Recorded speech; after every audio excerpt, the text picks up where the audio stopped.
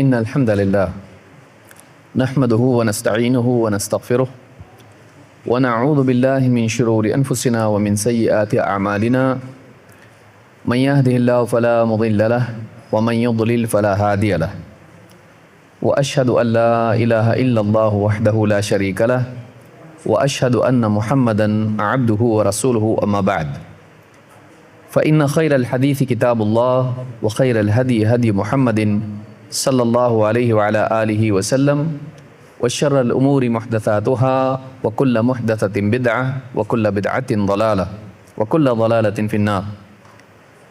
قال الله تبارك وتعالى فلا تعلم نفس ما أخفي لهم من قرة أعين جزاء بما كانوا يعملون. معزز اہل علم، میرے محترم دینی بھائیوں اور قابل احترام ماں اور بہنوں، اللہ رب العالمین نے ہم کو دنیا میں رکھا ہے ایک ایسی زندگی میں جس میں خوشی اگر میسر ہو بھی تو وہ اپنے آپ کو ماضی کے غم سے الگ نہیں کر سکتے ہیں، اور اسی طرح سے وہ خوشی مستقبل کے اندیشوں سے محفوظ نہیں رہ سکتی ہے۔ آدمی خوش ہو، اس خوشی میں پچھلے دنوں میں جو نقصانات تکلیفیں انسان کے ساتھ پیش آئی ہیں اس کا غم اس کے ساتھ چمٹا رہتا ہے، اور آئندہ زندگی کے اعتبار سے فکریں اور اسی طرح سے مسائل کا شعور حال کی خوشی کو مقدر کرتا رہتا ہے، اس کا اثر کم کرتا ہے، خوشی کو ہلکا کر دیتا ہے۔ دنیا میں ایسی زندگی ممکن نہیں ہے کہ جس میں انسان کو ایسی خوشی ملے جو غم اور فکر سے بری آزاد ہو، اس سے بالکل ہر اعتبار سے پاک ہو۔ یہ صرف جنت ہے جس میں انسان خوش ہوگا تو اس خوشی میں ماضی کا غم شامل نہیں ہوگا اور مستقبل کا اندیشہ اس کو نہیں ہوگا، فیوچر کی فکر نہیں ہوگی اور پاسٹ کا دکھ نہیں ہوگا۔ ایسی زندگی صرف جنت میں ممکن ہے۔ اللہ تعالیٰ نے قرآن کریم میں فرمایا فَلَا تَعْلَمُ نَفْسٌ مَّا أُخْفِيَ لَهُم مِّن قُرَّةِ أَعْيُنٍ، کوئی نہیں جانتا ہے کہ اس کی آنکھوں کی ٹھنڈک کا کیا سامان ہم نے پہلے سے تیار کر کے رکھا ہے۔ جزاء بما كانوا يعملون، یہ جزا ہے، بدلہ ہے ان اعمال کا جو وہ کرتے رہے دنیا میں۔ اس سے دو باتیں معلوم ہوئیں۔ ایک بات تو یہ کہ جنت میں جو نعمتیں ہیں اللہ تعالیٰ نے ان میں سے بہت ساری نعمتیں ایسی ہیں جو چھپا کے رکھی ہیں اور ان کا تذکرہ تک نہیں کیا ہے۔ بہت ساری نعمتیں ہم کو بتائی گئی ہیں کہ جنت میں یہ ملے گا، یہ ملے گا، لیکن بہت ساری نعمتیں ایسی ہیں کہ جن کو اللہ تعالیٰ نے بندوں سے چھپا کے رکھا ہے، آنکھوں سے بھی اور اس کا تذکرہ بھی۔ اسی لیے اللہ کے نبی صلی اللہ علیہ وسلم نے ایک حدیث میں فرمایا ان فی الجنت ما لا عین رأت ولا اذن سمعت ولا خطر علی قلب بشر، اور آپ نے فرمایا بل ہما اطلعکم اللہ علیہ، جنت میں ایسی چیزیں ہیں جو کسی آنکھ نے ان کو دیکھا نہیں، کسی کان نے ان کے بارے میں سنا نہیں، اور کسی دل پر ان کا خیال وہم و گمان بھی نہیں گزرا۔ بل ہما اطلعکم اللہ علیہ، بس تمہارے لیے اتنا ہی کافی ہے جتنا تم کو بتایا گیا ہے۔ معلوم ہوا کہ بتایا گیا ہے وہ تو ہے، لیکن پھر کچھ ایسی چیزیں ہیں کہ جن کو آنکھوں نے دیکھا نہیں، کانوں نے سنا نہیں، اور انسان کا امیجنیشن بھی اس کو پا نہیں سکتا ہے۔ یہ کتنی بڑی بات ہے کہ انسان کو بتایا جائے کہ تو سوچ سوچ کے کتنا اچھا سوچ سکتا ہے، تیری طلب کی پرواز کتنی ہے، اچھے سے اچھا کتنا چاہ سکتا ہے، اپنے لیے تمنا کر سکتا ہے، کر. اور جب تو کرے گا جنت اس سے اچھی ہے کہ جنت کی حقیقت کو تیرا تصور بھی نہیں پا سکتا ہے. تو اتنی اچھی جنت اللہ رب العالمین نے پہلے سے تیار کر کے رکھی. اسی لیے ایک حدیث قدسی میں ہے، اللہ کے نبی صلی اللہ علیہ وسلم فرماتے ہیں اعددت، قال اللہ تبارک و تعالی، اللہ تعالیٰ فرماتا ہے اعددت لعباد الصالحین، میں نے اپنے نیک بندوں کے لیے تیار کر کے رکھا ہے کیا؟ جنت میں ما لا عین رأت ولا اذن سمعت ولا خطر علی قلب بشر. یہ حدیث قدسی بھی ہے کہ میں نے اپنے بندوں کے لیے ایسی جنت تیار کر کے رکھی ہے اور اس میں ایسی نعمتیں ہیں کہ جو کسی آنکھ نے دیکھی نہیں، کسی کان نے سنا نہیں، اور کسی دل پر اس کا خیال بھی نہیں گزرا. ابو ہریرہ رضی اللہ تعالیٰ نے یہ حدیث بیان کی اور کہا اقرؤوا ان شئتم، اگر تم چاہو تو قرآن کی آیت پڑھ لو. فلا تعلم نفس ما اخفی لهم من قرۃ اعین، کوئی نہیں جانتا ہے کہ اس کی آنکھوں کی ٹھنڈک کا کیا سامان اللہ تعالیٰ نے تیار کر کے رکھا ہے. یہ جنت اہل ایمان کے لیے، نیک بندوں کے لیے تیار کر کے رکھی گئی ہے. اسی لیے آپ دیکھیں گے کہ حدیث میں اور آیت میں ایک بہت اہم بات بیان کی گئی ہے. حدیث میں بیان کیا گیا ہے اعددت لعباد الصالحین، میں نے اپنے نیک بندوں کے لیے تیار کر رکھی ہے. معلوم ہے کہ انسان کو جنت پانے کے لیے نیک بننا پڑے گا، صالح بننا پڑے گا. اسی طرح سے قرآن کی آیت میں کہا گیا جزاء بما کانوا یعملون، یہ بدلہ ہے، یہ جزا ہے ان اعمال کا جو دنیا میں کرتے رہے. معلوم ہے کہ جنت مفت میں نہیں ملے گی، جنت یوں ہی نہیں مل جائے گی. جنت کوئی گری پڑی چیز نہیں کہ اللہ کسی کو بھی دے دے. جنت کو پانے کے لیے دنیا کی زندگی دی گئی ہے، اور دنیا میں اللہ تعالیٰ نے ہم کو اس کے لیے کوشش کرنے کے لیے کہا ہے، بلکہ اس کی تمنا دل میں ہونی چاہیے.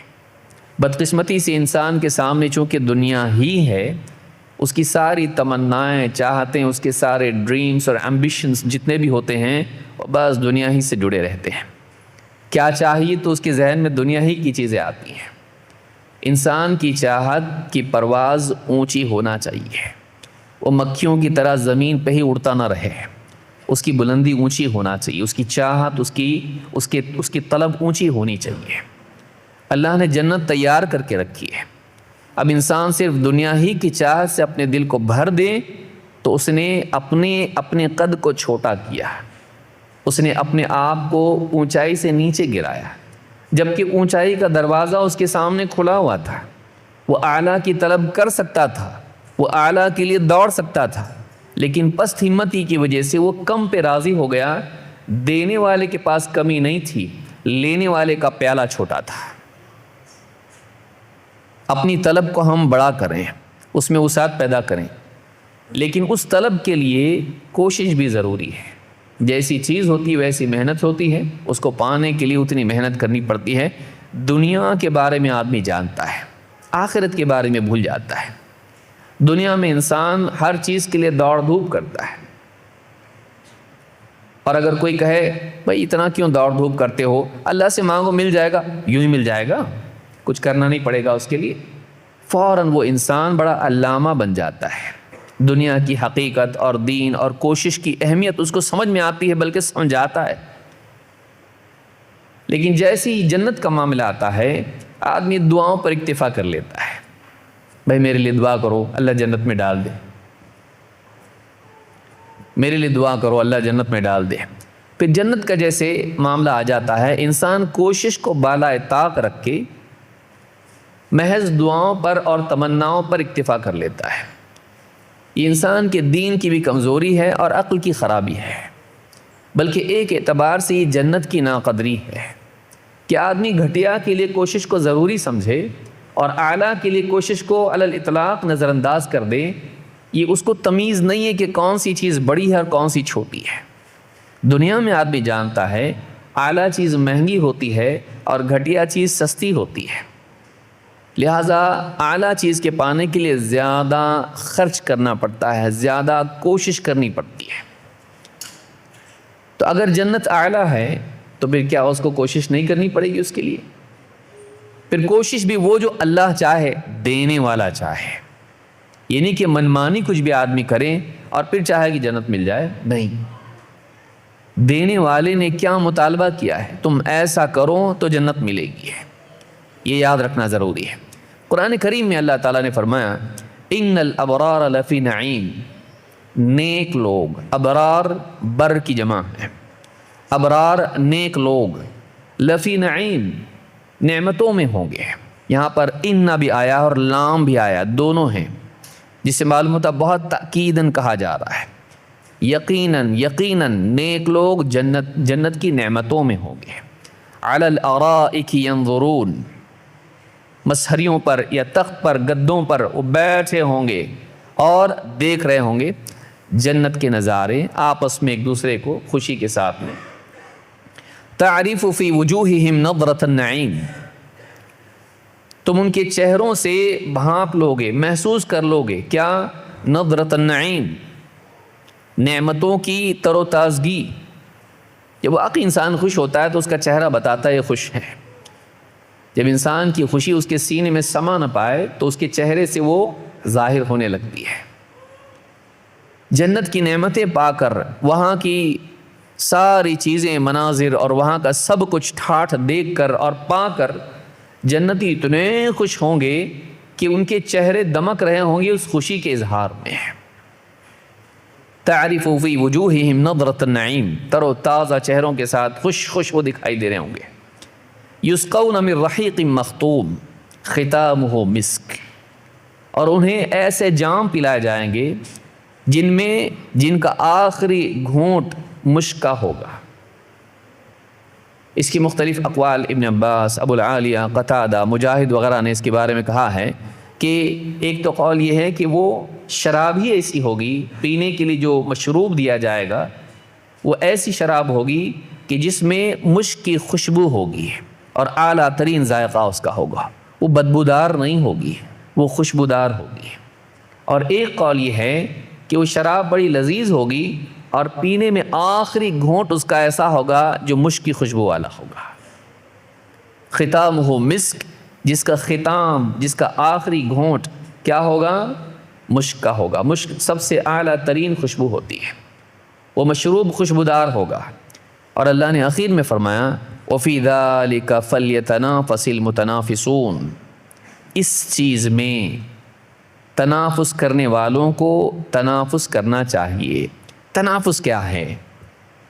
تنافس دنیا میں ہم کو فوراً سمجھ میں آتا ہے، کسی کی اچھی گھڑی دیکھے تو کیا ہوتا، کسی کا اچھا موبائل دیکھے تو اس کے اچھے کپڑے، اس کی اچھی گاڑی، اس کا اچھا گھر، اس کی ترقی، جب آدمی دیکھتا ہے تو چاہتا ہے کاش کہ میرے پاس ہوتا۔ تو اللہ تعالیٰ نے فرمایا کہ یہ وہ چیز ہے جس میں آپس میں ایک دوسرے کے مقابلے میں تنافس کرنا چاہیے کہ میں آگے بڑھ کے اس کو لوں گا، میں اور کر کے لوں گا، مجھے پہلے مل جائے۔ تو یہ وہ چیز ہے جس میں حرص کرنے والوں کو حرص کرنا چاہیے۔ یہ وہ چیز ہے جس کی چاہت انسان کے دل میں ہونا چاہیے اور جس کے لیے آدمی دوڑ میں شامل ہو جائے اور دوسروں سے آگے بڑھ کر وہ مقام حاصل کرنے کی کوشش کرے۔ لیکن بدقسمتی سے انسان کے سامنے دنیا کی گری پڑی نعمتیں ہی ہوتی ہیں جو جنت کے مقابلے میں کمتر ہیں۔ اب جو دیکھا اسی کی چاہت دل میں پیدا ہو گئی، اس سے بہتر دیکھا نہیں، اس سے بہتر دیکھا نہیں، تو آدمی اسی کے لیے دوڑتا رہتا ہے اور اسی کے لیے دوڑتے دوڑتے دنیا میں دم توڑ کے قبر میں چلا جاتا ہے۔ اس کو موقع نصیب نہیں ہوتا ہے آخرت کے لیے کرنے کا۔ یہ علم کے بغیر اور ایمان کے بغیر ممکن نہیں ہے۔ لہٰذا انسان کو چاہیے کہ وہ جانے کہ اس دنیا سے پرے، اس دنیا سے اوپر، اس دنیا سے اعلیٰ بھی کچھ ہے اور اس کا دروازہ کھلا ہوا ہے، صرف مالداروں کے لیے نہیں، غریبوں کے لیے بھی کھلا ہوا ہے، صرف مردوں کے لیے نہیں، عورتوں کے لیے بھی کھلا ہوا ہے۔ ہر انسان وہ چیز حاصل کر سکتا ہے۔ اس کے حاصل کرنے کے لیے کسی بڑے خاندان میں پیدا ہونے کی ضرورت نہیں، اس کے حاصل کرنے کے لیے بہت مالدار ہونا ضروری نہیں، اس کے حاصل کرنے کے لیے انسان کو بہت بڑے نسل اور بہت بڑے نسب والا ہونا ضروری نہیں، نبوی خاندان سے ہونا ضروری نہیں۔ اس کے حاصل کرنے کے لیے بس یہی ہے کہ انسان وہ کوشش کرے جو دینے والا چاہتا ہے۔ ایسا کرو ملے گا، شرط پوری کرو جزا ملے گی۔ تو یہ جو بات ہے اس کو یاد رکھنا ضروری ہے۔ دنیا آخرت کے مقابلے میں گھٹیا ہے، دنیا آخرت کے مقابلے میں بے قیمت ہے، بلکہ آخرت کے بالمقابل دنیا اس لائق بھی نہیں ہے کہ اس کا موازنہ اور تذکرہ کیا جائے۔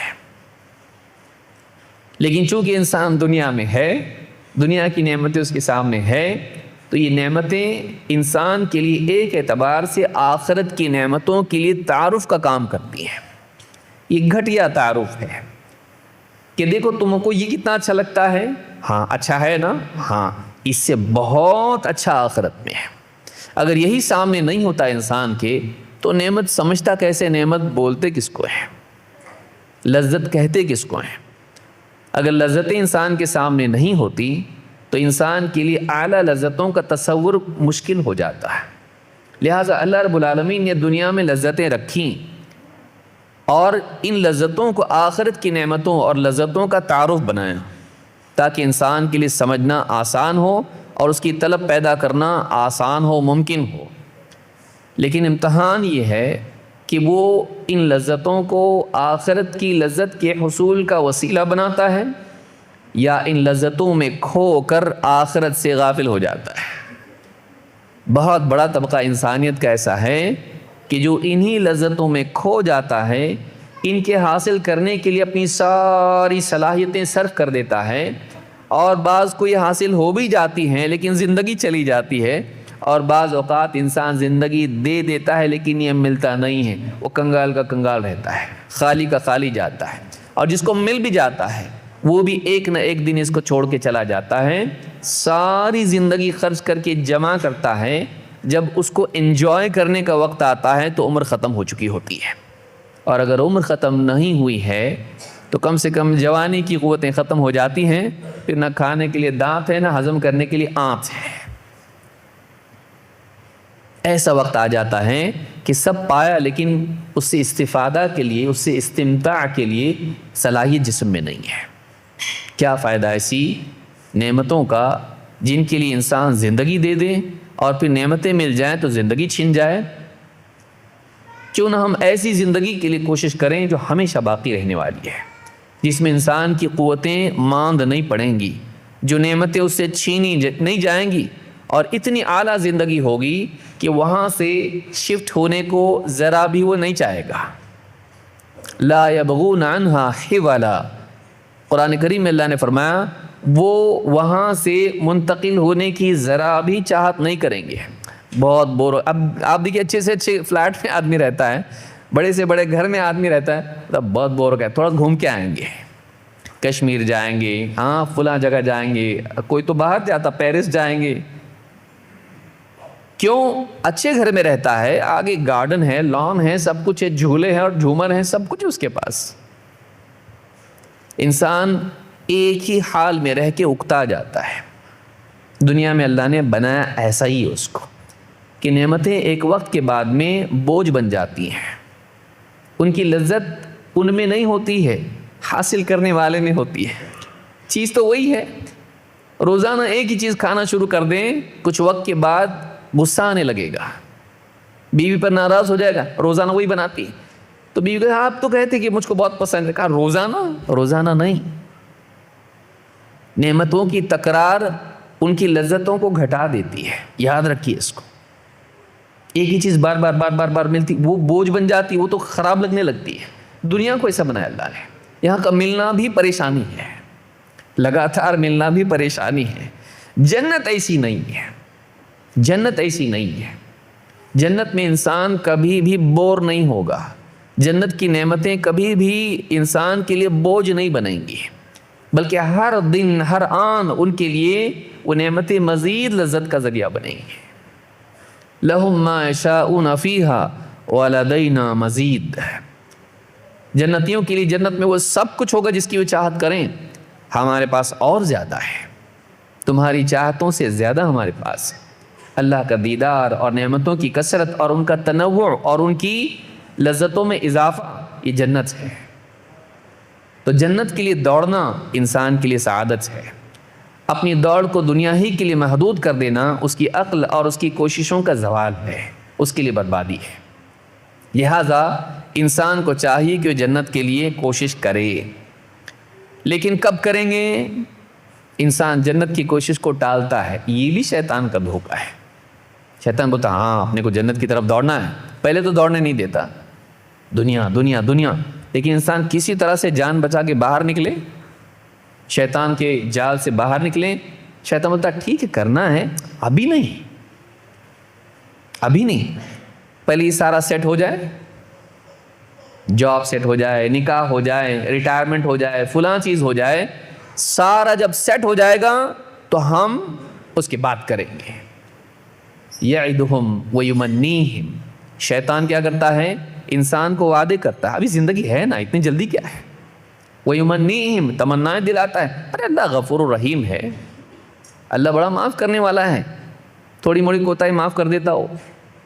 انسان کو وعدے کرتا ہے، انسان کو تمنائیں دلاتا ہے۔ وما یعدہم الشیطان الا غرورا، لیکن شیطان کے وعدے سوائے دھوکے کے اور کچھ نہیں ہے کہ انسان ٹالتا رہتا ہے، ٹالتا رہتا ہے، ٹالتا رہتا ہے۔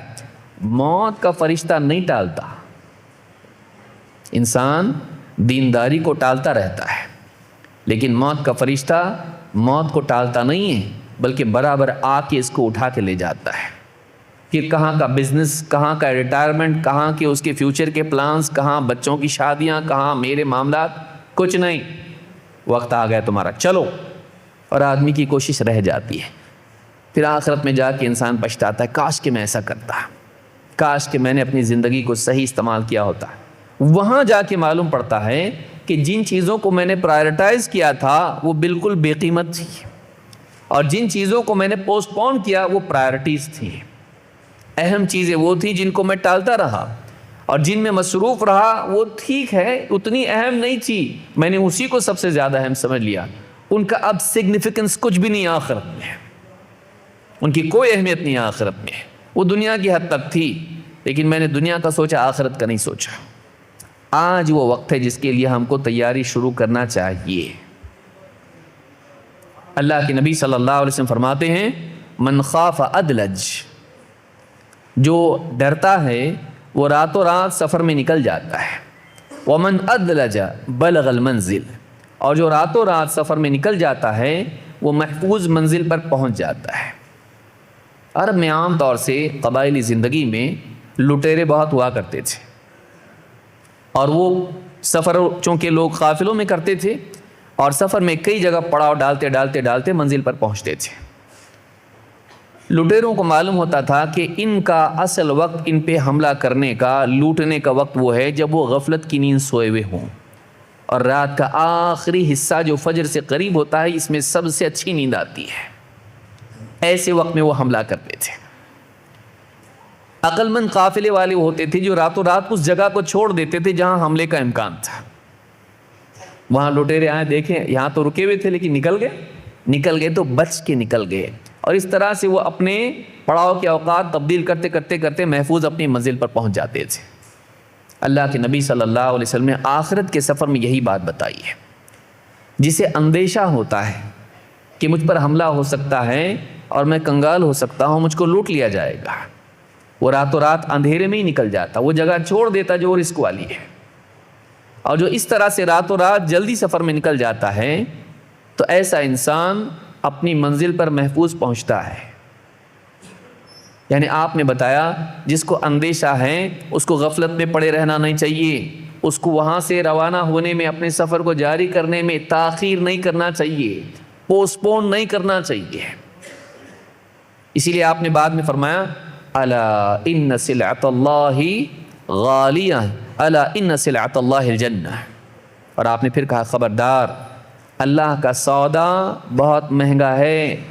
جو اللہ دے کے کچھ مانگ رہا ہے، جو اللہ تعالیٰ نے پیش کیا ہے، جس کو لینا ہے لے لو، جس کو خریدنا ہے خرید لو، تو سلعہ اس کو کہتے ہیں جو پیش کیا جائے کہ لینا ہے تو لے لو، لیکن اس کے بدلے کچھ دینا پڑے گا۔ الا ان سلعۃ اللہ غالیہ، اللہ کا سودا، اللہ کی پیش کی ہوئی چیز بہت مہنگی ہے، سستی نہیں ہے۔ کیا ہے وہ؟ فرمایا الا ان سلعۃ اللہ الجنہ، اللہ کی جو پیش کی ہوئی چیز ہے، اللہ کا جو سودا ہے، اللہ جو بیچ رہا ہے، دے رہا ہے، وہ جنت ہے۔ کوئی چھوٹی موٹی چیز نہیں، بہت مہنگی چیز ہے۔ یہ اور بات ہے کہ اللہ تعالیٰ تمہاری ٹوٹی پھوٹی کوششوں کے بدلے جو جینوئن دل کے ارادوں کے ساتھ ہو، اخلاص کے ساتھ ہو اور صحیح طریقے پر ہو، چاہے اس میں کمی کوتاہی کیوں نہ ہو جائے، اللہ اس کے اوپر بھی جنت دے دیتا ہے۔ وہ بڑا سخی ہے، کریم ہے، لیکن کچھ کرنا پڑے گا اس کے لیے۔ بے فکری نہیں چلے گی، بے فکری نہیں چلے گی، اور ٹالنا نہیں چلے گا، کیونکہ ٹالنا یہ بتاتا ہے کہ یہ اہم نہیں ہے، یہ امپورٹنٹ نہیں ہے، یہ قیمتی نہیں ہے۔ اہم چیزوں کو، قیمتی چیزوں کو انسان ٹالتا نہیں ہے۔ تو جنت کی دوڑ میں اپنے آپ کو روک کے رکھنا اور دوسری چیزوں میں مشغول ہونا اور جنت کے معاملے کو مؤخر کرتے رہنا، یہ بتاتا ہے کہ ہمارے نزدیک جنت کی وہ قدر نہیں ہے جو ہونی چاہیے۔ اس کے لیے ضروری ہے کہ انسان عمل کرنے والا بنے۔ جو حدیث میں نے ذکر کی، اس کو امام ترمذی نے ذکر کیا اور یہ حدیث صحیح ہے۔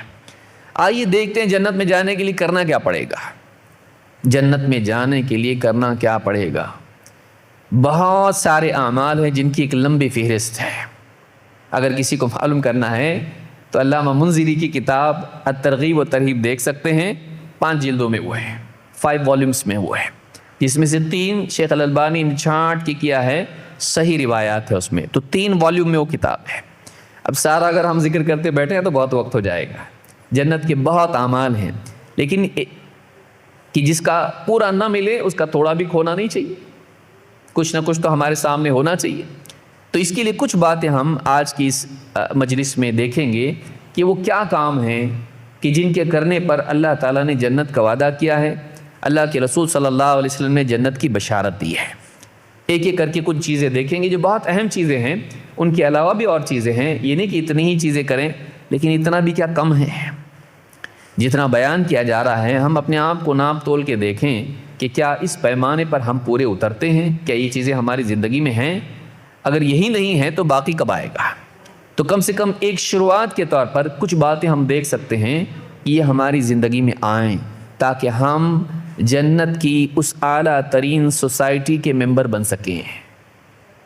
دنیا میں بھی ممبر بننے کے لیے سوسائٹی کے دیکھتے ہیں، ہاں کیسے لوگ ہیں، ٹھیک ٹھاک ہے، ہمارے تم کو جگہ نہیں ملے گی، پان کھا کے کونے میں تھوکتے ہیں، ہاں بچے پیشاب ادھر ادھر کرتے ہیں، بدتمیزی کرتے ہیں، گالی گلوچ کرتے ہیں، ہماری سوسائٹی میں آپ کے لیے جگہ نہیں ہے۔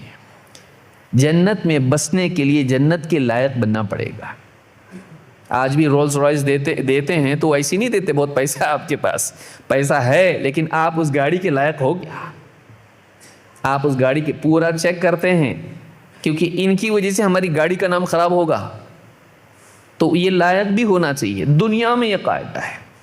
بتائیے، جنت اتنا اعلیٰ مقام ہے، اتنی اعلیٰ ترین سوسائٹی ہے وہ، جس میں لوگ رہیں گے، اس میں رہنے کے لیے اپنے کو ہم لائق نہ بنائیں، کیسے بھی گرے پڑے لوٹے پٹے ہم چلے جائیں؟ نہیں، ہم کو ایسا بننا پڑے گا جو وہاں رہنے لائق ہو۔ اس کے لیے ہم کو کچھ کرائٹیریا ہے، کچھ پیمانہ ہے، کچھ چیزیں ہیں جن کا اہتمام کرنا پڑے گا۔ کیا ہے وہ؟ آئیے کہ کر کے ہم دیکھتے ہیں۔ اجمالی طور پر موٹا موٹا اگر دیکھا جائے تو 2 چیزیں ہیں جو جنت میں جانے کے لیے ضروری ہے، ایک ایمان اور دوسرے نیک اعمال۔ ایک ایمان ہو اور دوسرے نیک اعمال ہوں، اچھی زندگی جینا، اچھا عقیدہ اور اچھا عمل۔ اللہ تعالیٰ قرآن کریم میں فرماتا ہے وَالَّذِينَ آمَنُوا وَعَمِلُوا الصَّالِحَاتِ لَنُبَوِّئَنَّهُمْ فِي الْجَنَّةِ غُرَفًا، جو لوگ ایمان لائے اور نیک اعمال کرتے رہے، ہم ان کو بسائیں گے ایسے باغ میں، ایسی جنت میں جس میں گھر بنے ہوئے ہیں، غرفاً تجری من تحتها الانہار، ایسی جنت جس میں نہریں بہتی ہیں، خالدین فیہا، وہ اس جنت میں ہمیشہ ہمیشہ ہمیشہ رہیں گے۔ فنعم، اللہ نے فرمایا نعم اجر العاملین، کیسا اچھا بدلہ ہے عمل کرنے والوں کا، کیسا اچھا بدلہ ہے عمل کرنے والوں کا۔ معلوم ہوا کہ اللہ تعالیٰ نے شروع میں بھی بتایا ایمان بھی ہونا چاہیے، عمل صالح بھی ہونا چاہیے۔ اور پھر آخر میں بتایا دیکھو ان کو یہ گھر ملیں گے، جنت ملے گی، ایسی جنت جس میں ایسے باغ جس میں نہریں بہتی ہیں، کتنا حسین منظر ہوگا کہ اس میں نہر بھی ہے، گارڈن بھی ہے، گھر بھی ہے۔ لیکن یہ کیا فرمایا؟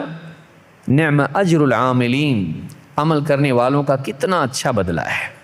معلوم ہے کہ دنیا میں جو انسان اللہ کے لیے عمل کرتا ہے، اللہ کے لیے جیتا ہے، اللہ اس کے عمل کی ناقدری نہیں کرتا ہے۔ اللہ عمل کرنے والوں کے عمل کو ضائع نہیں کرے گا، ان کے ایمان کو ضائع نہیں کرے گا۔ ان کے ایمان اور عمل کی بنیاد پر اللہ تعالیٰ ان کو ضرور جنت کی نعمتوں سے نوازے گا۔ ابو ایوب انصاری رضی اللہ عنہ کہتے ہیں جاء رجل الی النبی صلی اللہ علیہ وسلم، ایک شخص اللہ کے نبی صلی اللہ علیہ وسلم کی خدمت میں حاضر ہوا، فقال دلنی علی عمل اعملہ، کہا کہ اللہ کے رسول مجھ کو ایسا عمل بتائیے کہ میں کروں، یدنینی من الجنہ ویباعدنی من النار، ایسا عمل جو مجھے جنت سے قریب کرے اور جہنم سے دور کرے، ایسا عمل بتائیے جو مجھے جنت سے قریب کرے اور جہنم سے دور۔ قال تعبد اللہ لا تشرک بہ شیئا، سب سے پہلی چیز آپ نے کہا جنت سے قریب کرنے والا، جہنم سے دور کرنے والا عمل کیا ہے؟ تو اللہ کی عبادت کر اور اللہ کے ساتھ کسی بھی چیز کو شریک مت کر، توحید کا اہتمام کر۔ معلوم ہے کہ جنت کی پہلی شرط یہ ہے کہ انسان شرک سے بچنے والا ہو، توحید کا اہتمام کرنے والا ہو، اللہ ہی کو رب مانے، اللہ ہی کو معبود مانے، اللہ کا مقام کسی اور کو نہ دے، اللہ کی صفات میں، اس کے اسماء میں کسی کو شریک نہ کرے۔ پھر کہا وَتُقِيمُ الصَّلَاةَ وَتُؤْتِ الزَّكَاةَ وَتَصِلُ ذَا رَحِمِكَ، اور فرمایا کہ تو نماز قائم کریں، زکوٰۃ ادا کریں اور رشتے ناطے جوڑے، رشتہ داروں سے اچھا سلوک کرے۔ فَلَمَّا أَدْبَرَ قال رسول اللہ صلی اللہ علیہ وسلم ان تمسک بما امر به دخل الجنہ، جب وہ شخص پیٹ پھیر کے جانے لگا تو آپ نے فرمایا اگر جتنا اس کو بتایا گیا ہے اگر اس کو ہی پکڑے رہے تو یہ ضرور جنت میں جائے گا۔ اگر اس کو جتنا بتایا گیا ہے، اگر اس کا پورا اہتمام یہ کریں، توحید کا اہتمام کرے، اللہ کی عبادت کرے، شرک نہ کرے، نماز قائم کرے، زکوٰۃ ادا کرے اور رشتہ داروں سے اچھا سلوک کریں، یہ جنت میں جائے گا، یہ ضرور جنت میں جائے گا۔ تو اس سے معلوم ہوا کہ ایمان، توحید والا ایمان اور عبادات اور احسان والی زندگی اگر انسان کی ہو تو ایسا انسان جنت میں جائے گا۔ اس حدیث کو امام مسلم نے روایت کیا ہے۔ اسی طرح سے ایک اور روایت ہے، اللہ کے رسول صلی اللہ علیہ وسلم فرماتے ہیں من شہد اللہ الہ الا اللہ وحدہ لا شریک لہ، جو اس بات کی گواہی دے کہ اللہ کے سوا کوئی عبادت کے لائق نہیں، وہ یکتا ہے، اس کا کوئی شریک نہیں، وَأَنَّ مُحَمَّدًا عَبْدُهُ وَرَسُولُهُ، اور محمد صلی اللہ علیہ وسلم اللہ کے بندے اور اس کے رسول ہیں، وَأَنَّ عِيسَىٰ عَبْدُ اللَّهِ وَرَسُولُهُ، اور عیسیٰ علیہ السلام اللہ کے بندے اور اس کے رسول ہیں، وَكَلِمَتُهُ أَلْقَاهَا إِلَى مَرْيَمَ وَرُوحٌ مِّنْهُ، اور ایک کلمہ ہے جو اللہ تعالیٰ نے مریم کی طرف القاء کیا اور اللہ کی طرف سے بھیجی ہوئی ایک روح ہے، وَالْجَنَّةُ حَقٌّ وَالنَّارُ حَقٌّ، اور جو اس بات کی گواہی دے کہ جنت حق ہے، جہنم حق ہے، یعنی ان کا وجود ہے، یہ خیالی باتیں نہیں جو لوگوں کو عمل پہ لانے کے لیے بتائی گئی ہیں، یہ امیجنری چیزیں نہیں ہیں بلکہ واقعی موجود ہیں۔ ادخلہ اللہ الجنۃ علی ما کان من العمل، جس درجے کا اس کا عمل ہوگا اللہ اس کے مطابق اس کو جنت میں داخل کرے گا، کیونکہ جنت کے درجات ہیں، جنت کے 100 درجات ہیں، ترمذی کی حدیث میں۔ تو جس لیول کا عمل ہوگا اس لیول کی جنت میں جائے گا وہ، اگر اعلیٰ ترین لیول کا عمل ہوگا اعلیٰ ترین جنت میں جائے گا۔ ایمان و عمل کے اعتبار سے اگر وہ اعلیٰ ہوگا اس کی جنت بھی اعلیٰ ہوگی، اور ایمان و عمل کے اعتبار سے وہ کم تر ہوگا لیکن مسلمان باقی رہے گا تو جنت میں جائے گا، لیکن اس کا درجہ اس کے عمل کے مطابق ہوگا۔ اس حدیث کو امام مسلم اور امام البخاری مسلم دونوں نے روایت کیا ہے۔ تو اس سے معلوم ہوتا ہے کہ توحید و رسالت کی گواہی کا اور عقائد کی صحت کا بھی جنت میں جانے کے اعتبار سے بہت بڑا اہم رول ہے۔ نہ صرف یہ کہ انسان اپنے عقیدے کو صحیح کرے، بلکہ اس کی زندگی میں فرما برداری ہونا چاہیے، عملی زندگی میں وہ اللہ اور اس کے رسول کی بات کو ماننے والا ہو اور اس کی عملی تطبیق کرنے والا ہو، پریکٹیکلی اس کو اپلائی کرنے والا ہو، جو نالج اس کے پاس ہے۔ بدقسمتی سے آج ہم لوگ جو جان رہے ہیں دین کی باتیں، جان جاتے ہیں اور یہ سمجھتے ہیں کہ ہم دین پہ ہیں۔ جاننے سے دین پہ نہیں ہوتا آدمی، اس کو ماننے اور اس کے مطابق جینے سے دیندار بنتا ہے۔ محض جاننے سے نہیں بنتا دیندار، بلکہ جاننے کے ساتھ ساتھ اس کی زندگی میں اس کا اعتقاد بھی ہو، اس کو قبول کرے، اپنے جی جان سے مانیں، تسلیم کریں اور پھر عملی زندگی میں اس کو لائیں، تب جا کر وہ دیندار بنتا ہے۔ تو اللہ اور اس کے رسول صلی اللہ علیہ وسلم کی فرما برداری یہ بھی جنت میں جانے کا ذریعہ ہے۔ اللہ تعالیٰ فرماتا ہے وَمَن يُطِعِ اللَّهَ وَرَسُولَهُ يُدْخِلْهُ جَنَّاتٍ تَجْرِي مِن تَحْتِهَا الْأَنْهَارُ، جو اللہ اور اس کے رسول کی فرما برداری کریں، اللہ تعالیٰ اسے ایسے باغات میں، ایسی جنتوں میں داخل کرے گا جن میں نیچے نہریں بہتی ہیں۔ وَمَن يَتَوَلَّ يُعَذِّبْهُ عَذَابًا أَلِيمًا، اور جو منہ پھیر کے نکل جائے، اعراض کرے، انکار کریں، تو اللہ تعالیٰ اس کو دردناک عذاب دے گا۔ یہ سورہ الفتح کی آیت ہے، آیت نمبر 17۔ اس میں اللہ نے بتایا کہ جو اللہ اور اس کے رسول کی مانے، اللہ اس کو جنت میں ڈالے گا۔ معلوم ہے کہ موٹی بات یہ ہے کہ انسان اپنی آزادی کو چھوڑ کر اللہ اور اس کے رسول کی فرما برداری اور تابع داری اختیار کرے۔ میری منمانی نہیں، میں آزاد ہوں، ہاں آزاد ہے، آزاد اسی لیے ہے کہ اپنی مرضی سے تو تابع ہو جا۔ کس کے؟ چوائس تیری ہے، یا تو اللہ اور اس کے رسول کے تابع ہو جا یا اپنے نفس کے تابع ہو جا۔ غلام کس کا بننا ہے؟ اللہ کا بننا ہے یا اپنی خواہشات کا؟ جو میرا دل بولتا میں کرتا، اچھی بات ہے، تیرا دل کتنا علم والا ہے، کتنا سمجھدار ہے، کتنا ریگریٹ کرتا ہے، کتنا پچھتاتا ہے اپنے فیصلوں پر، اپنے اقدامات پر۔ تو ایسی زندگی جینا چاہتا ہے، اپنی خواہشات کا غلام بننا چاہتا ہے، جو میری خواہشات بولے میں وہ کروں گا، اس سے اوپر نہیں جا سکتا تو۔ میرا رب جو کہے میں وہ کروں گا۔ میرے رب کا پیغام لے کر آنے والا محمد صلی اللہ علیہ وسلم، میرے رہنما جو مجھے بتائیں گے، میرے خیر خواہ محمد صلی اللہ علیہ وسلم جو مجھے بتائیں گے، ایسا کر، ایسا مت کر، ایسا جی، ایسا مت جی، میں ویسا جیوں گا، کیونکہ مجھ سے زیادہ اللہ جانتا ہے، مجھ سے زیادہ میرا بھلا میرے نبی چاہتے ہیں۔ جیسا آپ نے بتایا میں ویسا جیوں گا، یہ طریقہ تیرے لیے ہے۔ دوسرا، میرے دل میں جو آتا میں کرتا، میں جو صحیح سمجھتا کرتا، تیری مرضی، لیکن پھر تو پچھتائے گا، صرف یہاں نہیں، آخرت میں پچھتائے گا۔ وہاں جا کر آدمی پچھتائے گا، اپنا ہاتھ چبا جائے گا اور کہے گا کاش کہ میں رسول کے راستے پر چلتا۔ تو یہ تیسری چیز ہے کہ انسان عقیدے کی اصلاح کے ساتھ ساتھ عملی زندگی میں اپنی منمانی چھوڑے، اپنی آزادی کو تابع داری میں تبدیل کرے، اپنی مرضی سے۔ یہ کوئی قید خانہ نہیں ہے، یہ ڈسپلن ہے۔ دیکھیے، ڈسپلن کو انسان قید بھی سمجھ سکتا ہے، اس کا ایٹیٹیوڈ کیا ہے، دیکھنے کا زاویہ کیا ہے۔ اسکول میں آپ بچے کو بھیجتے، ایسے کپڑے لگیں گے، ایسے جوتے، یہ کلر کے، ایسی کنگھی چوٹی یہ ہونا چاہیے، ایسا فلاں دن کا یہ ڈریس، فلاں دن کا ایڈریس، یہ نوٹ بک، یہ کلر اس کا، ایسا ساری تفصیلات۔ کیا بچے کو قید میں بھیج رہے؟ کوئی بولتا نہیں، بولتا اتنے بجے سے اتنے بجے ہوگی، اتنے بجے نہیں آئیں گے تو سزا ملے گی، اتنے بجے حاضر رہنا پڑے گا، اس دن آنا پڑے گا، اس دن چھٹی، اس دن ایگزام، ایسا ویسا۔ کوئی بولتا بچے کو قید میں ڈالے؟ نہیں بولتے۔ اگر کوئی شکایت کریں تو بولتے بچہ ڈسپلن بنے گا، بچہ ڈسپلن بنے گا، اس کی زندگی میں اصول کی پابندی آئے گی، وہ برابر سمجھ میں آتا۔ اللہ اور اس کے رسول کی بات سمجھ میں نہیں آتی۔ الا یعلم من خلق، جس نے پیدا کیا وہ نہیں جانے گا انسان کے لیے کیا اچھا ہے کیا برا ہے؟ تو سب دنیا والوں کی مانتا آدمی ہے، اس کو کچھ نہ کچھ اچھا پھلواری لفظ دے دیتا، لیکن اللہ اور اس کے رسول کی بات جب آتی ہے تو اس کے لیے بڑی تنگی ہو جاتی ہے۔ کیوں؟ کیونکہ اس کی آزادی کے خلاف ہے۔ نفس منمانی چاہتا ہے، منمانی چاہتا ہے۔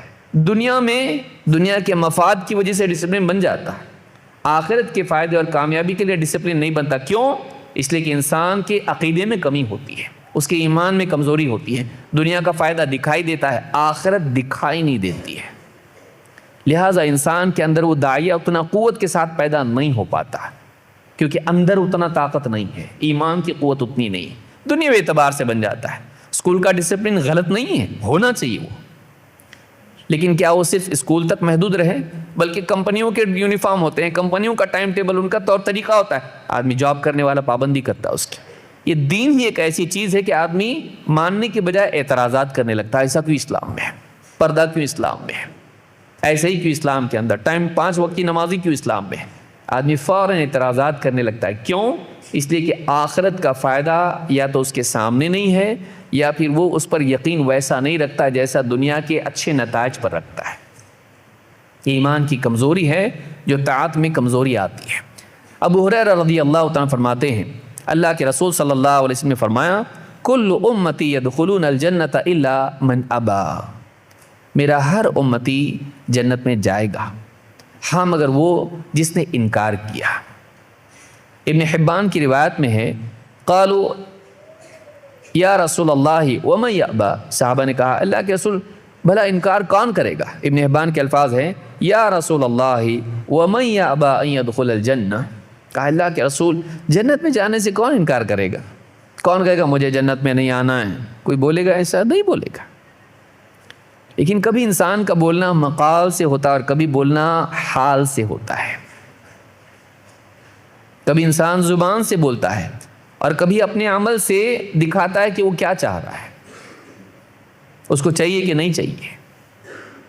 آپ بھی دیکھیے، اگر آپ چائے تقسیم کر رہے ہیں اور لوگ بیٹھے بیٹھے ہاتھ آگے کیے تو آپ دیتے، اور کوئی بیٹھا ہوا ہے ایسے ہی بیٹھا ہے نہیں چاہیے اس کو، تو اپنے حال سے بتاتا ہے مجھے نہیں چاہیے، مجھے نہیں آنا ہے، چلو بھائی جانا ہے، سب اٹھ گئے اور ایک بیٹھا ہے وہیں پہ، تو آپ کیا سمجھیں گے؟ اس کو آنا ہے؟ سب سے پہلے آنا چاہ رہے ہیں؟ نہیں، آپ اس کو دیکھ کے سمجھیں گے، آپ اس سے پوچھیں گے نہیں آنا ہے کیا؟ کیوں؟ اس لیے کہ وہ اپنے حال سے بتا رہا ہے کہ مجھے نہیں آنا ہے، وہ زبان خاموش ہے لیکن عمل بول رہا ہے۔ آپ نے فرمایا کہ میرا ہر امتی جنت میں جائے گا سوائے اس کے جو جنت میں جانے سے انکار کرے، مجھے نہیں آنا جنت میں۔ کیسے معلوم پڑتا نہیں آنا جنت میں؟ صحابہ نے پوچھا اللہ کے رسول بھلا کون کہے گا مجھے نہیں آنا ہے جنت میں؟ آپ نے فرمایا من اطاعنی دخل الجنہ ومن عصانی فقد ابا، جس نے میری فرما برداری کی، میری بات مانی، وہ جنت میں جائے گا، اور جس نے میری بات نہیں مانی، میری فرما برداری نہیں کی، اس نے گویا جنت میں جانے سے انکار کر دیا، مجھے نہیں آنا ہے۔ کیوں؟ جنت میں جانے کے لیے نبی کے پیچھے چلنا پڑے گا۔ جو اٹھ کے چلتا نہیں بیٹھا رہا ہے مجھے نہیں آنا ہے، وہ اپنے حال سے بتا رہا ہے کہ مجھے نبی کے پیچھے چل کے جنت میں داخل نہیں ہونا ہے، وہ اپنے حال سے اپنے عمل سے بتا رہا ہے۔ تو معلوم ہے کہ نبی صلی اللہ علیہ وسلم کی تابعداری کرنا، آپ کے حکموں کو ماننا، یہ جنت میں جانے کے لیے ضروری ہے۔ من مانی نہیں، عقل کی غلامی نہیں، عقل کا استعمال کرنا چاہیے، اس کا غلام نہیں بننا چاہیے۔ بھائی کمپیوٹر استعمال آپ کرتے ہیں، اس کی پوجا کرتے ہیں، اس کو اپنا رب نہیں بنانا ہے، اس کو اپنا خادم بنانا ہے۔ لیکن ہم کس کے غلام ہیں؟ اللہ کے۔ اللہ کا حکم ہم مانتے ہیں، رسول کا حکم ہم مانتے ہیں، ہم تابعدار ہیں اللہ اور اس کے رسول کے۔ رسول کا حکم کیوں مانتے ہیں؟ کیونکہ رسول اپنی طرف سے نہیں بولتے ہیں، وہ اللہ کا پیغام ہم تک پہنچاتے ہیں۔ اور آگے بڑھتے ہیں، جنت میں جانے کے لیے اور کیا ہے؟ جنت میں جانے کے لیے علم کے حصول کی کوشش کرنا چاہیے، علم حاصل کرنے کے لیے کوشش کرنا چاہیے۔ دین کا علم، دین کا علم، دنیا کے علم کی اپنی ایک اہمیت ہے، وہ دنیا تک محدود ہے، لیکن دین کا علم دنیا اور آخرت دونوں میں کام آئے گا۔ تو جہاں آدمی دنیا کا علم حاصل کرتا ہے، اسی کے ساتھ ساتھ دین کا علم بھی حاصل کرے۔ اللہ کے نبی صلی اللہ علیہ وسلم فرماتے ہیں وَمَنْ سَلَكَ طَرِيقًا يَلْتَمِسُ فِيهِ عِلْمًا، جو کوئی ایسی راہ چلے جس میں وہ علم کی طلب کرے، علم حاصل کرے، سَهَّلَ اللَّهُ لَهُ بِهِ طَرِيقًا إِلَى الْجَنَّةِ، اللہ تعالیٰ اس کے اس چلنے کی برکت سے اس کے لیے جنت کا راستہ آسان کرتا ہے۔ علم کے راستے پر چلنا جنت کے راستے پر چلنے کی صلاحیت پیدا کرتا ہے، کیونکہ جنت کی طرف جانے کے لیے جنت کا راستہ جاننا ضروری ہے، اسی طرح سے اس راستے میں رکاوٹیں کیا ہے جاننا ضروری ہے، ان رکاوٹوں کا علاج اور حل کیا ہے یہ جاننا ضروری ہے. پھر ہم خود چل رہے ہیں اس راستے پر، ہماری ویکنس کیا ہے اور اس کا علاج کیا ہے یہ جاننا ضروری ہے. اگر یہ آدمی کو معلوم نہ ہو تو انسان بھٹک بھی سکتا ہے یا جنت کے راستے پر چلتے چلتے چلتے کہیں اور بھی جا سکتا ہے. اس لیے کہ زندگی میں بھٹکنے کے امکانات ہمیشہ باقی رہتے ہیں. کتنے لوگوں کو آپ نے دیکھا ہوگا ایک حد تک صحیح چلتے ہیں، اس کے بعد گمراہ ہو جاتے ہیں. کیوں؟ علم کی خرابی، علم کے بگاڑ کی وجہ سے. کبھی شبہات کی وجہ سے گمراہ ہو جاتے ہیں، کبھی شہوات کی وجہ سے گمراہ ہو جاتے ہیں. جب انسان کے پاس علم ہوگا، اس کی شبہات کا ازالہ ہوگا اور اس کی شبہات کا علاج ہوگا، اس کی شہوات کا علاج ہوگا. یہ بہت ضروری ہے. تو اسی لیے کہا کہ جو علم کے لیے راہ چلتا ہے وہ اس کے لیے اللہ تعالیٰ جنت کا راستہ آسان کر دیتا ہے. تو جنت میں جانے کے لیے علم حاصل کرنا ضروری ہے. اس حدیث کو امام مسلم نے روایت کیا ہے. علم حاصل کرنے کے لیے کیا کرنا ہے؟ انٹرنیٹ پہ جانا ہے؟ نہیں. اگر معتبر باتیں ہوں انٹرنیٹ پہ تو ٹھیک، ورنہ اپنے چوائس سے کچھ بھی سن رہے ہیں، بہت اچھی لگتی بات نہیں. علم کے لیے معتبر علماء کی دینی مجالس میں جانا، خود چل کے حاضر ہونا. یاد رکھیے انسان صرف معلومات سے عمل پہ نہیں آتا، جذبات سے عمل پہ آتا ہے. انسان کو بہت ساری چیزیں معلوم ہوتی ہیں، 5 ٹائم کی نماز ہے، نہیں پڑھ رہا، کچھ پریشانی آتی ہے یا ٹھوکر لگتی ہے، کوئی بات دل کو چوٹ پہنچا جاتی، حالات برے آتے، ایموشنل لیول پہ پھر ڈیسائیڈ کرتا ہو. پہلے نماز نہیں تھی کیا؟ معلوم تھا اس کو نماز نہیں، کہ جاتا نہیں تھا، لیکن پھر فیصلہ کرتا ہے کب تک ایسی زندگی جیوں گا میں، اب مجھے صحیح زندگی جینا ہے. تو کہیں نہ کہیں ایموشنلی وہ انفلوئنس ہوتا ہے، کسی کے خطاب کے ذریعے سے، برے حالات کے ذریعے سے، کسی کی نصیحت کے ذریعے سے، کبھی کوئی چوٹ پہنچی اس کی وجہ سے انسان کے دل میں جذبہ پیدا ہوتا ہے، پھر عمل پہ آتا ہو. دینی مجالس میں بیٹھتا ہے جب آدمی اور دین کی بات سنتا ہے تو صرف معلومات نہیں بڑھتی ہے، اس ماحول کے اثر سے انسان کے جذبات، دینی جذبات تازہ ہوتے ہیں اور پھر آدمی عمل پر آتا ہے. اپنے ایمان کی تجدید کے لیے، اپنے دینی جذبات کو تازہ کرنے کے لیے دینی مجالس میں آنا چاہیے، صرف معلومات کے لیے نہیں. وہ انسان جاہل ہے جو یہ سمجھے کہ مجھے سب معلوم ہے، مجھے جانے کی ضرورت نہیں. جاہل ہے وہ. کیوں؟ اس لیے کہ اس کو یہ نہیں معلوم ہے معلوم کو معمول بنانے کے لیے دینی مجالس میں جانا ہے. معلوم کو، اپنی معلومات کو معمولات میں تبدیل کیسے کریں؟ دینی مجالس میں جذبات کے پیدا کرنے سے، جذبے پیدا ہونے سے آدمی عمل کرتا ہے.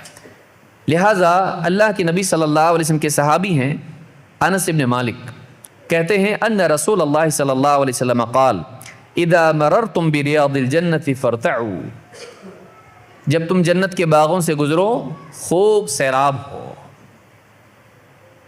فرتعوا، جانور جو چرتا ہے، سیراب ہونا، کھانا پینا، اس سے سیر ہونا. تم جنت کے باغوں سے گزرو تو خوب سیراب ہو. قالوا وما ریاض الجنہ، صحابہ نے پوچھا اللہ کے رسول یہ جنت کے باغ کیا ہیں؟ جنت کے باغ سے مراد کیا ہے؟ قال حلق الذکر، نصیحت کی، اللہ کی یاد دلوں میں پیدا کرنے والے حلقے، وہاں کی مجلسیں، سب بیٹھ کے اللہ کو یاد کر رہے ہیں، اللہ کا تذکرہ ہو رہا ہے، اس میں نصیحت ہو رہی ہے. فسعوا الی ذکر اللہ وذروا البیع، اللہ کی یاد، اللہ کی طرف سے آئی ہوئی نصیحت. صاد والقرآن ذی الذکر ان هو الا ذکر للعالمین، نصیحت، یاد دہانی. ایسی مجالس جو انسان کو زندگی کا مقصد یاد دلاتی ہیں، ایسی مجالس جو انسان کو اللہ کے مقابلے میں اس کی اپنی اصل حیثیت یاد دلاتی ہیں. تو کچھ بھی نہیں ہے، اصل اللہ ہے، تو اللہ کا بندہ ہے. وہ انسان کو یاد دلاتی ہیں اس کو کرنا کیا ہے، اس کا واقعی گول کیا ہے. چھوٹے موٹے ایمبیشنز کے بیچ میں واقعی گول کیا ہے، اس کو واقعی زندگی میں کرنا کیا ہے. اس کی پرائرٹیز اس کو یاد دلاتی ہیں کہ تجھ کو زیادہ اہمیت کس کو دینا چاہیے، تو کہاں کھو گیا اس کو یاد دلا، اس کی غفلت سے نکال کے اس کو خیر کی طرف، حق کی طرف لاتی ہیں. ایسی مجالس میں بیٹھنا یہ جنت کے کیا ہیں؟ یہ جنت کے باغ ہیں. تو اللہ کے نبی صلی اللہ علیہ وسلم نے اس حدیث میں ترغیب دی کہ ہم ایسی مجالس میں بیٹھیں جہاں اللہ یاد آتا ہے، آخرت کی یاد تازہ ہوتی ہے اور اپنی زندگی کے بارے میں انسان غور و فکر کرنے لگتا ہے۔ اس حدیث کو امام ترمذی نے روایت کیا ہے، تو اس کو جنت کے باغ کہا گیا، یعنی یہ ذریعہ ہیں جنت کے پانے کا، کیونکہ انسان کی زندگی اس کی سوچ کے تابع ہوتی ہے۔ انسان کی زندگی اس کی سوچ کے تابع ہوتی ہے۔ زندگی کا بگاڑ دراصل انسان کی سوچ اور اس کے ارادوں کے بگاڑ کا نتیجہ ہوتا ہے۔ اگر آپ عملی بگاڑ کو دور کرنا چاہ رہے ہیں تو آپ کو انسان کی سوچ کو صحیح کرنا پڑے گا، اور انسان کی سوچ کو صحیح کرنے کا کوئی انجیکشن نہیں ہے۔ اس کی سوچ کو صحیح کرنے کا راستہ علم کی اصلاح اور انسان کے جذبات کی اصلاح ہے۔ معلومات صحیح ہو جائیں، جذبات صحیح ہو جائیں، اگر یہ صحیح ہو جائے تو انسان کی زندگی میں اس کا رخ بھی صحیح ہوتا ہے اور اس کی دوڑ بھی قوی ہوتی ہے۔ لہٰذا یہ علمی مجالس، دینی مجالس بہت اہم ہیں۔ اسی طرح سے اللہ کے ذکر کا اہتمام زندگی میں ہونا چاہیے کہ آدمی اپنے مالک کو نہیں بھولے۔ ساری مصیبت کی جڑ اللہ سے غافل ہونا ہے، ساری مصیبت کی جڑ اللہ سے غافل ہونا ہے۔ آدمی اللہ کو بھول جاتا، اس کی زندگی میں مصیبت شروع ہو جاتی ہے۔ اللہ کو یاد رکھتا ہے، زندگی صحیح چلتی ہے۔ میرا ایک مالک ہے، مجھ کو اس حساب دینا ہے، وہ دیکھ رہا ہے، سن رہا ہے، جان رہا ہے، میرے دل کے جذبات اور خیالات کو اور نیتوں کو جانتا ہے، میری حرکات و سکنات کو دیکھتا ہے، میرے الفاظ اور میری سرگوشیوں کو، میری ندا اور میری خاموشی کو سنتا ہے، جانتا ہے۔ جب یہ احساس انسان کی زندگی میں آئے تو اس کی زندگی، اس کو سی ٹی وی کی ضرورت نہیں رہتی، پھر اس کو سی ٹی وی کی ضرورت نہیں رہتی ہے۔ وہ ہر حال میں جان رہا ہوتا ہے کہ اللہ دیکھ رہا ہے۔ الم یعلم بان اللہ یرا، کیا وہ نہیں جانتا اللہ دیکھ رہا ہے؟ واللہ بصیر بالعباد، اللہ تعالیٰ بندوں کے حال کو دیکھ رہا ہے۔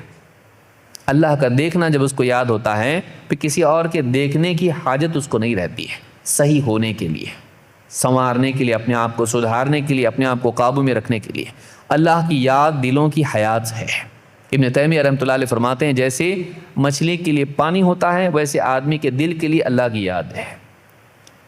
مچھلی جب پانی سے الگ ہوتی ہے پہلے تڑپتی پھر مرتی، ویسی آدمی کا دل جب اللہ کی یاد سے منقطع ہو جاتا ہے، اس کو اللہ تعالیٰ تڑپاتا ہے، اس کے بعد دل مر جاتا ہے، مردہ ہو جاتا ہے، پھر احساسات پیدا نہیں ہوتے۔ پوری صف رو رہی ہوتی لیکن یہ سوچ رہا ہوتا کیوں رو رہے ہیں، اس کو احساسات، اس کے دل میں سختی آ جاتی ہے۔ اللہ کا ذکر دل کی سختی کو دور کرتا ہے۔ تو اللہ کا ذکر کرنا، اللہ کے اور کئی اذکار ہیں، اسے میں مثال کے طور پر ذکر کر رہا ہوں۔ اللہ کے نبی صلی اللہ علیہ وسلم فرماتے ہیں ما منکم من احد یتوضا فیبلغ او فیسبغ الوضوء، جو بھی شخص وضو کرتا ہے، دن میں کتنی بار ہم وضو کرتے ہیں، کتنی مرتبہ وضو کرتے ہیں، جو بھی شخص وضو کرتا ہے اور اچھے سے وضو کرتا ہے، یعنی جہاں جہاں پانی پہنچنا چاہیے برابر پانی پہنچاتا ہے، کوئی حصہ سوکھا نہیں رہتا ہے، خاص کر کے ایڑیاں سوکھی رہ جاتی ہیں، نہیں، اچھے سے وضو کرتا ہے۔ ثم یقول، پھر اس کے بعد وضو کے بعد کہتا ہے، وضو سے فارغ ہوا تو ایک ذکر کرتا ہے۔ وہ کیا ہے؟ کتنی بار ہم لوگ وضو کرتے ہیں؟ اشہد ان لا الہ الا اللہ وان محمدا عبد اللہ ورسولہ، بعض بات میں عبدہ ورسول بھی ہے۔ میں اس بات کی گواہی دیتا ہوں کہ اللہ کے سوا کوئی عبادت کے لائق نہیں، اور اس بات کی گواہی دیتا ہوں کہ محمد صلی اللہ علیہ وسلم اللہ کے بندے اور اس کے رسول ہیں۔ جب وہ اس طرح کہتا ہے تو اللہ کے نبی صلی اللہ علیہ وسلم فرماتے، اور اس کے بعد بھی ایک ذکر ہے، اللہم اجعلنی من التوابین واجعلنی من المتطہرین، اے اللہ مجھے خوب خوب توبہ کرنے والوں میں بنا، ایسا بنا کہ میں بار بار توبہ کرتا رہوں اپنی غلطیوں، گناہوں سے، کوتاہیوں سے۔ واجعلنی من المتطہرین، اور مجھے پاک صاف رہنے والوں میں سے بنا، مجھے بار بار توبہ کرنے والوں میں سے اور پاک صاف رہنے والوں میں سے بنا۔ جب بندہ ایسا کرتا ہے، کہتا ہے، اللہ کے نبی صلی اللہ علیہ وسلم فرماتے ہیں الا فتحت له ابواب الجنۃ الثمانیہ يدخل من ایہا شاء۔ اتنا ذکر بندہ جب کرتا ہے، اپنی توحید کی تجدید کرتا ہے اور اپنے آپ کو رسول کی ماتحتی کے اعتبار سے رسول کی رسالت کا اقرار کرتا ہے، اور اللہ تعالیٰ سے پاکیزگی کا اور توبہ کا مطالبہ کرتا ہے، کہ توبہ کی توفیق دے، پاک صاف رہنے کی توفیق دے، جب اتنا کہتا ہے تو اس کے لیے الا فتحت له ابواب الجنت الثمانیہ، جنت کے 8 دروازے اس کے لیے کھل جاتے ہیں، یدخل من ایھا شاء، اب جس دروازے سے چاہے وہ داخل ہو جائے۔ اس کے اکرام میں، اس کی عزت کے طور پر اس کے لیے اللہ تعالیٰ جنت کے 8 دروازے کھول دیتا ہے، جس دروازے سے چاہے تو جنت میں، تو اس لائق ہے، تو اب اس لائق بنا ہے کہ جنت کے جس دروازے سے چاہے داخل ہو جائے۔ اس حدیث کو امام مسلم نے روایت کیا اور ترمذی نے بھی۔ اسی طرح سے مشقت کے باوجود عبادات کا اہتمام کرنا۔ اللہ کے نبی صلی اللہ علیہ وسلم کے صحابی ابو ہریرہ رضی اللہ تعالیٰ کہتے ہیں، اللہ کے رسول صلی اللہ علیہ وسلم نے فرمایا، الا ادلکم ما علی ما یمحو اللہ بہ الخطایا ویرفع بہ الدرجات، کیا میں تم کو نہ بتاؤں کہ وہ کیا اعمال ہیں جن کے ذریعے اللہ تعالیٰ خطاؤں کو مٹاتا ہے اور جنت میں درجات کو اونچا کرتا ہے، گناہ معاف اور اونچے درجات۔ قالوا بلی یا رسول اللہ، کہا اللہ کے رسول ضرور بتائیے۔ قال اسباغ الوضوء علی المکارہ، سردی کے دن چل رہے ہیں، ہاں سردیوں میں وضو بڑا، ویسے بھی تو نماز مشکل، اور اس میں ٹھنڈے پانی سے وضو مشکل پہ مشکل، 2 مشکل۔ فرمایا اسباغ الوضوء علی المکارہ، مشقت کے باوجود کامل وضو کرنا۔ نفس نہیں چاہتا ہے اور اس میں نفس کو بڑی کراہت ہو رہی ہے، مشقت محسوس کرتا ہے نفس، اس کے باوجود ادھورا نہیں، پورا وضو کرنا، نمبر 1۔ 2 وکثرۃ الخطی الی المساجد، اور مساجد کی طرف کثرت سے قدم اٹھانا، بار بار جانا یا دور جانا، دونوں اس میں آتا ہے کہ مساجد تک پہنچنے میں کثرت اقدام۔ اور 3 وانتظار الصلاۃ بعد الصلاۃ، اور ایک نماز کے بعد دوسری نماز کے انتظار میں رہنا، کہ آدمی کا دل اس اگلی نماز کا انتظار کر رہا ہو، کہ اس کو فکر ہو اب اگلی نماز آئے گی، اب وہ ادا کرنا ہے، تو انسان نماز سے غافل نہ ہو بلکہ نماز کا انتظار کرنے والا بنے۔ تو 3 چیزیں کہ کراہت کے باوجود، نفس کی کراہت کے باوجود کامل وضو، 2 کثرت قدم کے ذریعے سے مسجد تک پہنچنا، اور 3 ایک نماز کے بعد دوسری نماز کا انتظار کرنا۔ آپ نے فرمایا فذالک الرباط فذالک الرباط فذالک الرباط، آپ نے فرمایا یہ رباط ہے، یہ رباط ہے، یہ رباط ہے۔ رباط کہتے ہیں اسلامی سرحدوں پر پہرے داری کرنا، پہرے دار ہمیشہ چوکنا رہتا ہے اور مشقت کے باوجود اپنی ڈیوٹی پر ڈٹا رہتا ہے۔ اس اعتبار سے یہ اپنی ڈیوٹی پر ڈٹے رہنا اور بالکل چوکنا رہنا، نماز کے انتظار میں رہنا اور تکلیف کے باوجود وضو برابر کرنا، یہ جو چیز ہے، اور مساجد کو جانا، یہ چیز کیا ہے؟ آپ نے فرمایا یہ درجات کو اونچا کرنے والی چیز ہے۔ نہ صرف یہ کہ تم کو جنت ملے گی بلکہ جنت میں اونچا درجہ ملے گا۔ جب لینا ہی تو نیچے کیوں لیں، اوپر لیں گے۔ انسان کے اندر یہ جذبہ ہونا چاہیے کہ جتنا اللہ دے رہا ہے زیادہ سے زیادہ حاصل کرے گا، کیوں نہیں۔ جب دنیا کی رزق کے لیے دوڑ دھوپ کرتا ہے اور یہ نہیں بولتا جو دے دے گا لے لوں گا میں، نہیں، دوڑتا ہے اچھا لینا ہے مجھ کو، دنیا میں زیادہ لینا ہے مجھ کو، تو آخرت میں کیوں نہیں؟ آخرت میں کم پہ کیوں راضی ہو رہا ہے؟ آخرت میں آگے کی دوڑ، اللہ تعالیٰ سے آگے کی طلب رکھ۔ اسی لیے حدیث میں ہے، اللہ کے نبی صلی اللہ علیہ وسلم فرماتے ہیں جب تم اللہ سے مانگو تو جنت الفردوس مانگو۔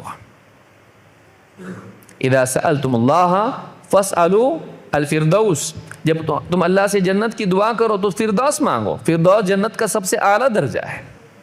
مانگنے میں بھی فقیر نہیں، آدمی کو مانگنا چاہیے تو اعلیٰ مانگنا چاہیے، پھر اللہ جو دے وہ دے، لیکن اللہ دے بھی سکتا ہے تیرے مانگنے پر، وہ بادشاہ ہے، اس کو کوئی پوچھنے والا نہیں ہے۔ لا يسأل عما يفعل وهم يسألون، اس سے کوئی پوچھ نہیں سکتا ہے تو نے کیوں دیا اس کو جنت، کیوں دیا اس کو فردوس، نہیں پوچھ سکتا، وہ جو چاہے کرے، وہ بادشاہ ہے۔ وہ کسی کو بے وجہ سزا نہیں دیتا ہے لیکن اپنی طرف سے کسی کو جنت دے سکتا ہے، تو وہ دینے کے لیے تیار ہے، یا لینے والا کمزور پڑ گیا تو کیا کریں۔ تو کہا کہ یہ جنت کے درجات کو بڑھانے والی چیز ہے۔ اللہ رب العالمین ہم سب کو سمجھ عطا فرمائے۔ ایک 2 حدیثیں بتا کے بات ختم کر رہا ہوں۔ اس کے بعد اگلی مجلس میں مزید باتیں ہم دیکھیں گے انشاءاللہ۔ آپ نے فرمایا فی الجنت 8 ابواب، جنت میں 8 دروازے ہیں، فیہا باب یسمى الریان، اور اس میں ایک دروازہ ہے جس کا نام الریان ہے، لا يدخلہ الا الصائمون، اس دروازے سے صرف روزے دار داخل ہوں گے۔ ان کی عزت کے طور پر ایک خاص دروازہ جنت میں ہے جس کا نام الریان ہے۔ روزے داروں کو جو فرض روزوں کے ساتھ ساتھ نفل روزوں کا اہتمام کریں اور جو فرض روزوں کو کمال درجے میں ادا کریں، کوتاہی نہ کریں، اچھے سے روزے رکھیں، ان کو جنت کے اس دروازے سے داخل کیا جائے گا۔ امام البخاری مسلم دونوں نے اس کو روایت کیا ہے۔ اسی طرح سے اللہ کے نبی صلی اللہ علیہ وسلم نے فرمایا والحج المبرور لیس له جزاء الا الجنہ، حج مبرور، حج مبرور کیا ہے؟ ایسا حج جس میں انسان گناہوں سے بچے، نگاہوں کی حفاظت کرے، زبان کی حفاظت کرے، ہاتھ کی حفاظت کرے، بے حیائی کو دیکھے نہیں، غلط نگاہ سے کسی خاتون کو نہیں دیکھے، خاتون مرد کو نہیں دیکھے، اور اسی طرح سے زبان سے کسی کو اذیت نہ پہنچائے، بے حیائی کی بات نہ کرے، اسی طرح سے کسی کو دھکا بکی نہ کرے، کسی کو پریشان نہ کرے۔ ہاں، حجر اسود چھونے کے لیے مار پیٹ کے جا رہا آگے، اللہ کے قریب ہونے کے لیے اللہ کے بندوں کو تکلیف دے رہا، ایسا کام کر رہا جس سے اللہ سے دور ہوتا ہے، نہیں، کسی کو تکلیف نہ دے۔ تو ایسا حج جو پوری نیکیوں والا ہو اور گناہوں سے بچ بچا کے ہو، کہا لیس لہ جزاء الا الجنہ، اللہ کے پاس اس کے لیے جنت کے سوا اور کوئی بدلہ نہیں ہے، یعنی جنت سے کم تر چیز نہیں دے گا اللہ اس کو جنت ہی دے گا اللہ تعالیٰ۔ اتنا اعلیٰ عمل تو نے کیا ہے کہ اس کے بدلے میں اور کچھ نہیں ہو سکتا ہے، سب سے اعلیٰ چیز ہی ہو سکتی ہے اور وہ جنت سے۔ تو آپ دیکھیں نماز، وضو، اور اسی طرح سے روزہ، اور اسی طرح سے حج، یہ ساری عبادات ہیں، عبادات راستہ ہیں انسان کے لیے اللہ کے قرب پانے کا اور جنت میں مقام پانے کا۔ مزید باتیں انشاءاللہ ہم عشاء کی نماز کے بعد دیکھیں گے۔ آپ ابھی نماز سے فارغ ہوں، اس کے بعد دوبارہ تشریف لائیں، بقیہ باتیں اس کے بعد ہم دیکھیں گے۔ اللہ رب العالمین ہم سب کے آنے کو قبول فرمائے اور ہمیں جنت کا حقدار بنائے، جنت الفردوس عطا فرمائے۔ اقول ھذا واستغفر اللہ لی ولکم۔